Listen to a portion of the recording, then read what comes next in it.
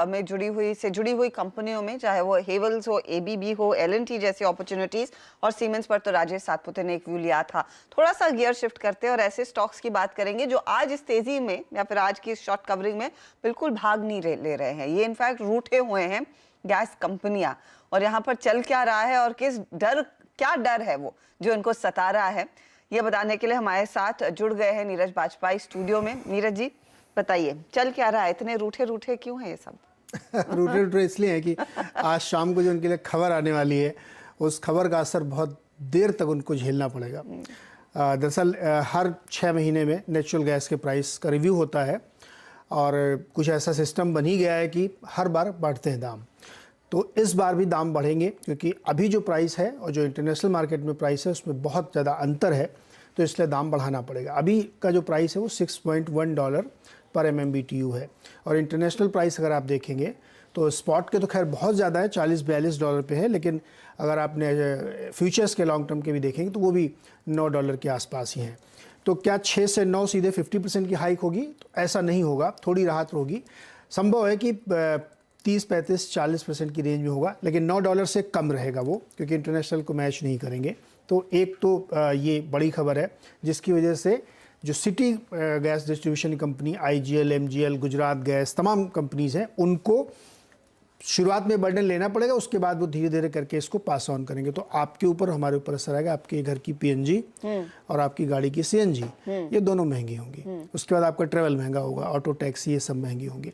तो एक बड़ी खबर ये हो गई। दूसरा, इसका जो दूसरे यूज़र्स हैं जो डायरेक्ट कंपनियों से लेते हैं गैस के यूज़र्स, जिसमें फर्टिलाइज़र कंपनीज़ हैं, जिसमें पावर कंपनीज़ हैं, जिसमें सिरेमिक कंपनीज़ हैं, और बहुत सारी SMEज़ हैं जो काम करती हैं, उनको इसका खामियाजा भुगतना पड़ेगा, उनके लिए कीमतें बढ़ेंगी।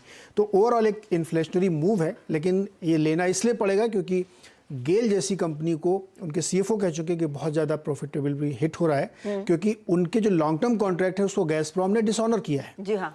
तो अब उनको स्पॉट से खरीद के यहाँ सप्लाई करनी पड़ रही है, और स्पॉट की कीमतें $40-42 इवन $70 तक थी। तो उसकी वजह से उनको भारी नुकसान हो रहा है, तो इसलिए प्राइस राइज तो होना ही होना है। जो डिफिकल्ट ब्लॉक्स हैं, जहाँ पे खासतौर पे रिलायंस गैस निकालती है, उसकी कीमत जो KG-D6 जहाँ से थोड़ा खर्चा ज़्यादा निकालने में, उसकी कीमत इस समय $9.5 के आसपास है। उसको बढ़ाया जाएगा, उसमें भी कम से कम 20 से 25% की हाइक होगी, तो वो $10 के ऊपर चला जाएगा। तो नेट आप ये समझिए कि ये सिटी गैस की कंपनीज की प्रॉब्लम ये है कि कितना पास ऑन करेंगे। आपको याद होगा पिछली बार जब बढ़े तो लगातार उन्होंने कुछ दिनों तक बढ़ाया था, पर उसके बाद भी इन पर थोड़ा सा इनको कुछ अपने आप भी अब्सॉर्ब करना पड़ा था। अभी भी कर रहे हैं।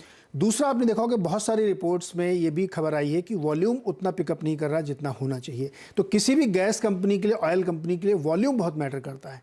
तो अगर वॉल्यूम में भी ठंडक है, थोड़ी थोड़ी नरमी आ रही है, प्रेशर है प्राइस का, और प्लस कीमतें बढ़ रही हैं, तो इसलिए इनके ऊपर ये असर आएगा। आज सुबह मुझे ध्यान है कि शायद गुजरात गैस में एक रिपोर्ट आई थी जिसमें यही बात मेंशन की गई थी कि वॉल्यूम अगर जनरेट नहीं कर पा रहे हैं और प्राइस भी बढ़ रहे हैं तो इनके लिए मुश्किल है, तो उन्होंने अंडर परफॉर्म की रेटिंग दी थी। तो ये पूरी गैस की स्थिति बन रही है, इसीलिए इतने बुरी स्थिति में है ये काउंटर्स। इस पर इनफैक्ट हिमांग, मैं आपकी राय लेना चाहूंगी कि क्योंकि एक चीज है, जैसे नीरज भी कह रहे हैं, तो डोमेस्टिक कंजम्पशन पर तो सीधे इम्पैक्ट आएगा, वो थोड़ा सा MGL बढ़ा देता है, वो बिल में कहीं पर एडजस्ट हो जाता है, इमीडिएटली पता नहीं पड़ता। लेकिन इसके जो बड़े कंज्यूमर्स हैं, वो छोटी SMEs, जो फर्टिलाइजर कंपनियां हैं, आपकी जो सेरेमिक मैन्युफैक्चरर्स हैं, उनकी तरफ से भी आपको याद होगा मॉर्बी में काफी समय के लिए यूनिट्स बंद थी इसी प्रॉब्लम को लेकर, क्योंकि ये इनपुट कॉस्ट उनके लिए काफी ज्यादा भारी पड़ रहा था। ऐसी स्थिति में तो फिर क्या और डाउनग्रेड्स आ सकते हैं गैस कंपनियों में? आपकी अप्रोच क्या होगी यहाँ?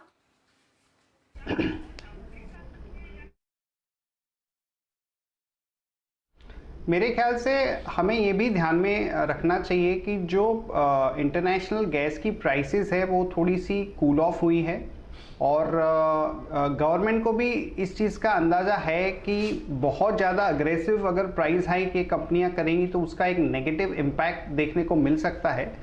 तो मुझे लगता है कि थोड़ा मेजर्ड वे में प्राइस हाइक हमें देखने को मिल सकता है, और ये जो कंपनियां हैं उनकी जो ओवरऑल वॉल्यूम और जो मार्जिन की जो पिक्चर है वो मीडियम टू लॉन्ग टर्म में काफ़ी एनकरेजिंग है, और काफ़ी टाइम से ये कंपनियां चली नहीं है। ओनली लास्ट एक आध वीक से हमने थोड़ा सा गुजरात गैस या इंद्रप्रस्थ गैस में थोड़ा मूवमेंट हमने देखा है।